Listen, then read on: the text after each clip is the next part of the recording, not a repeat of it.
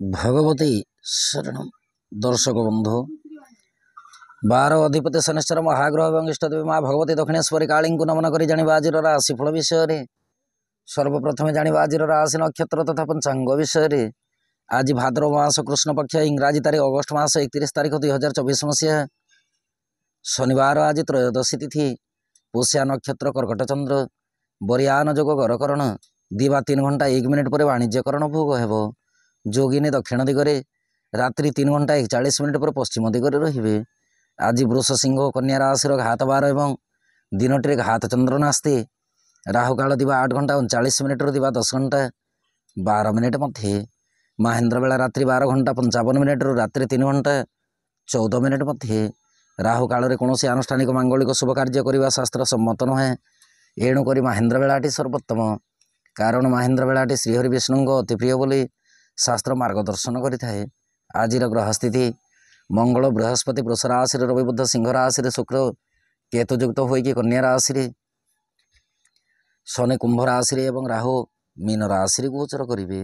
दर्शक बंधु राशिफल जाना आगु जाना आज दिव्य चिंतन विषय। दिव्य चिंतन अच्छी जन्मजातक राजपथ प्राप्ति जोगटी किपर निरूपण होता है उक्त विषय वस्तु नहीं कि संक्षिप्त आलोचना। ज्योतिष शास्त्र कहे जन्मजातक जदि लग्नाधिपति लग्न ठार तृतीय स्थान रही था शुक्र एकादश स्थान जदि अवस्थित होती तत्संगे शनि दशम स्थान केन्द्र बलयुक्त अवस्था एवं दशमाधिपति बलवान होगी जदि दशम स्थान शनि सहित रही था। नवमाधिपति एवं पंचमाधिपति एकत्रीकरण अवस्था जेकोसी राशि जदि रही थे एवं भाग्य प्रति जदि बृहस्पति दृष्टि रही थाए ताहले जन्मजातक बहुधन युक्त एवं राजपथ प्राप्ति जोगटी संघटित होता है। दर्शक बंधु एवं आसतु जाना आज राशिफल विषय। राशिफलटी आपण चंद्र राशि उपर आधारित। आपण जन्मगोष्ठी चंद्रमा जो राशि अवस्थान कर सी हूँ आपण चंद्र राशि व जन्म राशि।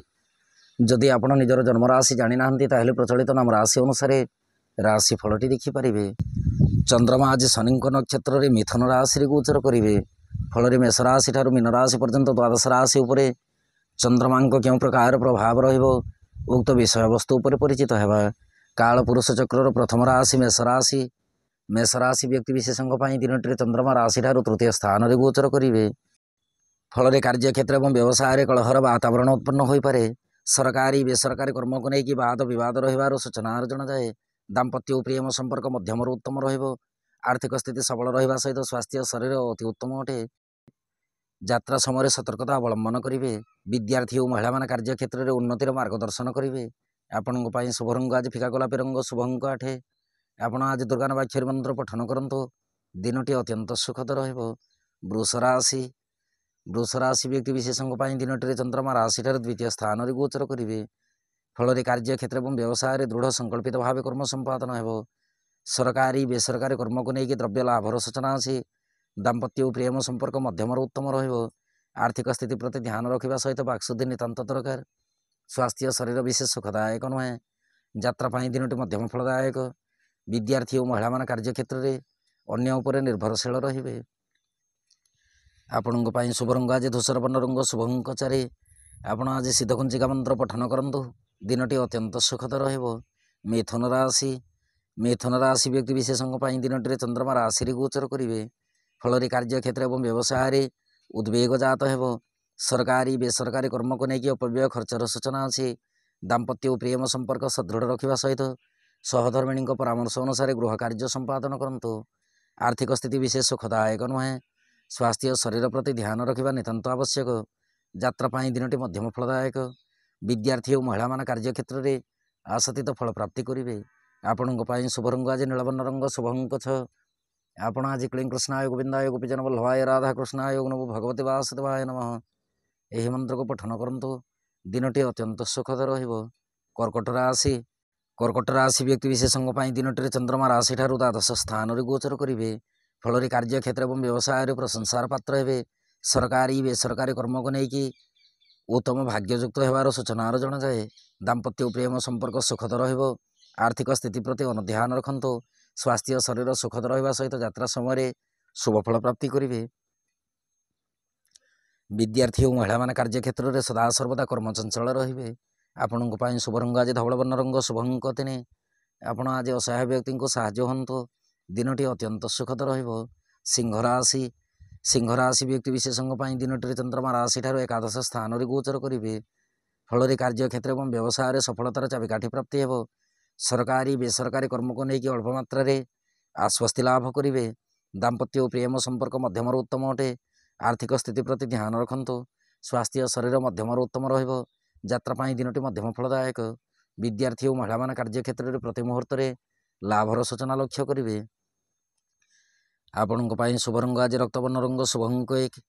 ଆପଣ ଆଜି ରାମ ରକ୍ଷା ସ୍ତୋତ୍ର ପାଠ କରନ୍ତୁ। ଦିନଟି ଅତ୍ୟନ୍ତ ସୁଖଦ ରହିବ।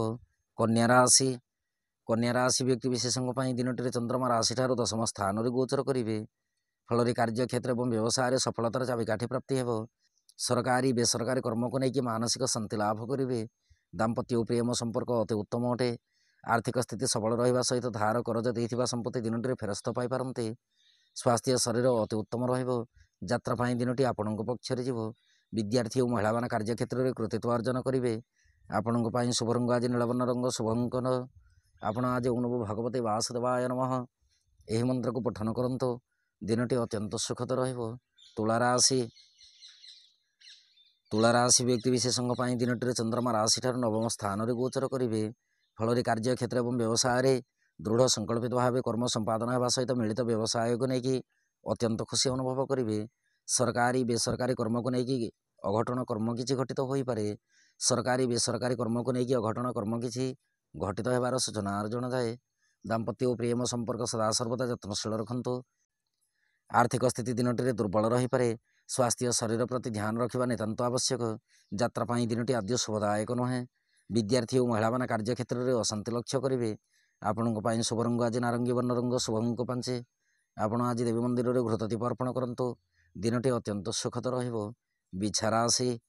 ବିଛା ରାଶି ବ୍ୟକ୍ତି ବିଶେଷଙ୍କ ପାଇଁ ଦିନଟିରେ ଚନ୍ଦ୍ରମା ରାଶିଠାରୁ ଅଷ୍ଟମ ସ୍ଥାନରେ ଗୋଚର କରିବେ। ଫଳରେ କାର୍ଯ୍ୟକ୍ଷେତ୍ର ଏବଂ ବ୍ୟବସାୟରେ ସୂଚନା ଅନୁଶୋଚନା ଭିତରେ ସମୟ ଅତିବାହିତ ହେବ। ସରକାରୀ ବେସରକାରୀ କର୍ମକୁ ନେଇକି ଅନ୍ୟ ଉପରେ ନିର୍ଭରଶୀଳ ରୁହନ୍ତୁ ନାହିଁ। ଦାମ୍ପତ୍ୟ ଓ ପ୍ରେମ ସମ୍ପର୍କ ମଧ୍ୟମରୁ ଉତ୍ତମ ରହିବ। ରାସ୍ତାଘାଟରେ ଯିବା ଆସିବା ସମୟରେ ସତର୍କତା ଅବଲମ୍ବନ କରିବେ। ଆର୍ଥିକ ସ୍ଥିତି ଦୁର୍ବଳ ରହିପାରେ। ଦିନଟିରେ ବନ୍ଧୁ ବିଯୋଗର ସୂଚନା ଅଛି। ସ୍ୱାସ୍ଥ୍ୟ ଶରୀର ମଧ୍ୟମରୁ ଉତ୍ତମ ରହିବ। ଯାତ୍ରା ପାଇଁ ଦିନଟି ସୁଖଦ ନୁହେଁ। ବିଦ୍ୟାର୍ଥୀ ଓ ମହିଳାମାନେ କାର୍ଯ୍ୟକ୍ଷେତ୍ରରେ ଅଶାନ୍ତିର ବାତାବରଣ ଭିତରେ ଗତି କରିବେ। ଆପଣଙ୍କ ପାଇଁ ଶୁଭ ରଙ୍ଗ ଆଜି ସିନ୍ଦୁରବର୍ଣ୍ଣ ରଙ୍ଗ ଶୁଭଙ୍କ 8। ଆପଣ ଆଜି ଅସହାୟ ବ୍ୟକ୍ତିଙ୍କୁ ସାହାଯ୍ୟ ହୁଅନ୍ତୁ। ଦିନଟି ଅତ୍ୟନ୍ତ ସୁଖଦ ରହିବ।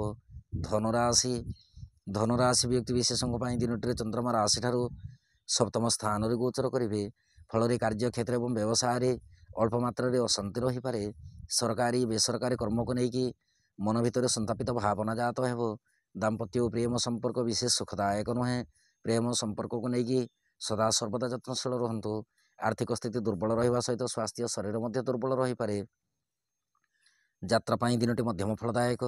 ବିଦ୍ୟାର୍ଥୀ ଓ ମହିଳାମାନେ କାର୍ଯ୍ୟକ୍ଷେତ୍ରରେ ଆଶାତୀତ ଫଳପ୍ରାପ୍ତିରେ ବିଳମ୍ବ ଯୋଗ ଲକ୍ଷ୍ୟ କରିବେ। ଆପଣଙ୍କ ପାଇଁ ଶୁଭ ରଙ୍ଗ ଆଜି ପୀତବର୍ଣ୍ଣ ରଙ୍ଗ ଶୁଭଙ୍କ 4। ଆପଣ ଆଜି ଗଣେଶଙ୍କୁ ଦୁର୍ବା ଅର୍ପଣ କରନ୍ତୁ। ଦିନଟି ଅତ୍ୟନ୍ତ ସୁଖଦ ରହିବ। ମକର ରାଶି ବ୍ୟକ୍ତି ବିଶେଷଙ୍କ ପାଇଁ ଦିନଟିରେ ଚନ୍ଦ୍ରମା ରାଶିଠାରୁ ଷଷ୍ଠ ସ୍ଥାନରେ ଗୋଚର କରିବେ। ଫଳରେ କାର୍ଯ୍ୟକ୍ଷେତ୍ର ଏବଂ ବ୍ୟବସାୟରେ ମିତ୍ର ଲାଭର ସୂଚନା ଅଛି। ସରକାରୀ ବେସରକାରୀ କର୍ମକୁ ନେଇକି ଅତ୍ୟନ୍ତ ଖୁସି ଅନୁଭବ କରିବେ। ଦିନଟିରେ ଗୁପ୍ତ ଶତ୍ରୁ ପରାଜିତ ହେବେ। ଦାମ୍ପତ୍ୟ ଓ ପ୍ରେମ ସମ୍ପର୍କ ମାଧୁର୍ଯ୍ୟଭରା ରହିବ। ଆର୍ଥିକ ସ୍ଥିତି ସବଳ ରହିବା ସହିତ ସ୍ୱାସ୍ଥ୍ୟ ଶରୀର ଅତି ଉତ୍ତମ ରହିବ। ଯାତ୍ରା ପାଇଁ ଦିନଟି ସୁଖଦ ଅଟେ। ବିଦ୍ୟାର୍ଥୀ ଓ ମହିଳାମାନେ କାର୍ଯ୍ୟକ୍ଷେତ୍ରରେ ଅନ୍ୟ ଉପରେ ନିର୍ଭରଶୀଳ ରହିବେ। ଆପଣଙ୍କ ପାଇଁ ଶୁଭ ରଙ୍ଗ ଆଜି ଚିତ୍ରବର୍ଣ୍ଣ ରଙ୍ଗ ଶୁଭଙ୍କ 1। ଆପଣ ଆଜି ଶିବଶକ୍ତିଙ୍କ ଦର୍ଶନ କରନ୍ତୁ। ଦିନଟି ଅତ୍ୟନ୍ତ ସୁଖଦ ରହିବ। କୁମ୍ଭ ରାଶି ବ୍ୟକ୍ତି ବିଶେଷଙ୍କ ପାଇଁ ଦିନଟିରେ ଚନ୍ଦ୍ରମା ରାଶିଠାରୁ ପଞ୍ଚମ ସ୍ଥାନରେ ଗୋଚର କରିବେ। ଫଳରେ କାର୍ଯ୍ୟକ୍ଷେତ୍ର ଏବଂ ବ୍ୟବସାୟରେ ଗର୍ଭଭାବ ଜାତ ହୋଇପାରେ। ସରକାରୀ ବେସରକାରୀ କର୍ମକୁ ନେଇକି ଆକସ୍ମିକ ସୁସମ୍ବାଦ ଶ୍ରବଣ କରିବେ। ଦାମ୍ପତ୍ୟ ଓ ପ୍ରେମ ସମ୍ପର୍କ ସୁଖଦ ରହିବା ସହିତ ସନ୍ତାନ ସନ୍ତତିଙ୍କ କାର୍ଯ୍ୟକଳାପକୁ ନେଇକି ଆଶାତୀତ ଫଳପ୍ରାପ୍ତି ହେବାର ସୂଚନା ଜଣାଯାଏ। ଆର୍ଥିକ ସ୍ଥିତି ଅତି ଉତ୍ତମ ରହିବ। ସ୍ୱାସ୍ଥ୍ୟ ଶରୀର ସୁଖଦ ରହିବା ସହିତ ଯାତ୍ରା ସମୟରେ ଶୁଭଫଳ ପ୍ରାପ୍ତି କରିବେ। ବିଦ୍ୟାର୍ଥୀ ଓ ମହିଳାମାନେ କାର୍ଯ୍ୟକ୍ଷେତ୍ରରେ କୃତିତ୍ୱ ଅର୍ଜନ କରିବେ।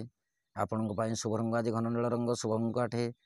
ଆପଣ ଆଜି ବିଷ୍ଣୁ ଚରଣାମୃତ ସେବନ କରନ୍ତୁ। ଦିନଟି ଅତ୍ୟନ୍ତ ସୁଖଦ ରହିବ। ମୀନ ରାଶି ବ୍ୟକ୍ତି ବିଶେଷଙ୍କ ପାଇଁ ଦିନଟିରେ ଚନ୍ଦ୍ରମା ରାଶିଠାରୁ ଚତୁର୍ଥ ସ୍ଥାନରେ ଗୋଚର କରିବେ। ଫଳରେ କାର୍ଯ୍ୟକ୍ଷେତ୍ର ଏବଂ ବ୍ୟବସାୟରେ ଅନୁତପ୍ତ ହୋଇପାରନ୍ତି। ସରକାରୀ ବେସରକାରୀ କର୍ମକୁ ନେଇକି ଧୀରମନ ସ୍ଥିରଚିତ୍ତରେ କର୍ମ ନିର୍ବାହ କରନ୍ତୁ। ଦାମ୍ପତ୍ୟ ଓ ପ୍ରେମ ସମ୍ପର୍କ ସଦୃଢ଼ ରଖନ୍ତୁ। ସହଧର୍ମିଣୀଙ୍କ ସ୍ୱାସ୍ଥ୍ୟ ଶରୀର ପ୍ରତି ଯତ୍ନଶୀଳ ରହନ୍ତୁ। ଆର୍ଥିକ ସ୍ଥିତି ଅତି ଉତ୍ତମ ରହିବ। ସ୍ୱାସ୍ଥ୍ୟ ଶରୀର ସୁଖଦ ଅଟେ। ଯାତ୍ରା ପାଇଁ ଦିନଟି ବିଶେଷ ସୁଖଦାୟକ ନୁହେଁ। ଭୂ ସମ୍ବନ୍ଧୀୟ କାର୍ଯ୍ୟକଳାପକୁ ନେଇକି ବାଦ ବିବାଦ ଉତ୍ପନ୍ନ ହେବା ସହିତ ଦିନଟିରେ ମାତୃପୀଡ଼ାର ସୂଚନା ଅଛି। ଯାତ୍ରା ପାଇଁ ଦିନଟି ମଧ୍ୟମ ଫଳଦାୟକ। ବିଦ୍ୟାର୍ଥୀ ଓ ମହିଳାମାନେ କାର୍ଯ୍ୟକ୍ଷେତ୍ରରେ ସନ୍ତାପିତ ହେବାର ସୂଚନାର ଜଣାଯାଏ। ଆପଣଙ୍କ ପାଇଁ ଶୁଭ ରଙ୍ଗ ଆଜି ପୀତବର୍ଣ୍ଣ ରଙ୍ଗ, ଶୁଭ ଅଙ୍କ 4। ଆପଣ ଆଜି ଜଗନ୍ନାଥଙ୍କୁ ତୁଳସୀ ଅର୍ପଣ କରନ୍ତୁ। ଦିନଟି ଅତ୍ୟନ୍ତ ସୁଖଦ ରହିବ। ଦର୍ଶକ ବନ୍ଧୁ, ଇଏ ଥିଲା ମେଷ ରାଶି ଠାରୁ ମୀନ ରାଶି ପର୍ଯ୍ୟନ୍ତ ଦ୍ୱାଦଶ ରାଶିର ରାଶିଫଳ ଏବଂ ଆଜିର ଦିବ୍ୟ ଚିନ୍ତନ।